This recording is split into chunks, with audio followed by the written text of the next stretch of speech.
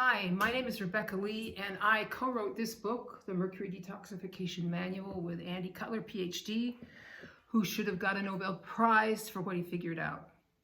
So when people ask me what the symptoms of mercury toxicity look like, I have taken to telling them that there are over 250 different symptoms, and they range from indigestion to psychosis.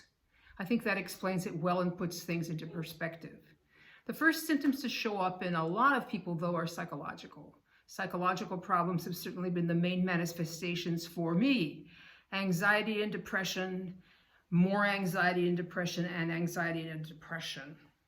So there are two schools of thought on how to deal with psychological problems in general. One camp, which tends to be mine, sees everything as biochemical.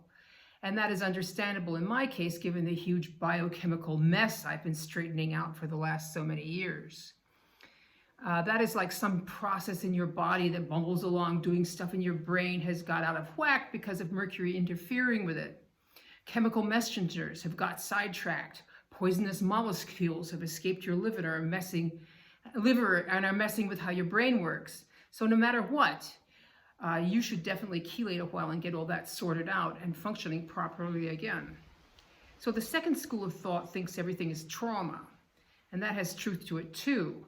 When you get the biochemistry sorted out, you still have to deal with all the psychological crap that's being poisoned for over 20 years or whatever has left behind, or else maybe you really were traumatized as a child. But these are habits, they are psychic paths that you have formed and are following willy-nilly.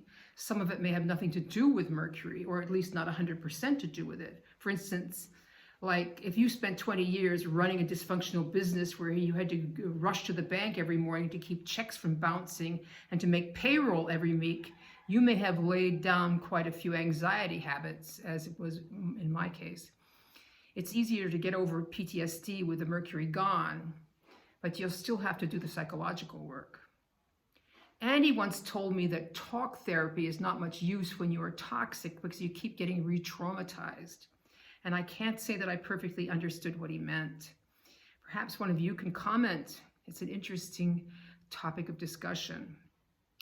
So thank you, and please like and share and comment and all those good things you're supposed to do with these videos. Please also take a look at my new product, which I have for sale on my website. It is an online video-based workshop course which covers the whole protocol. Buy it. It will make this whole thing worlds easier to understand.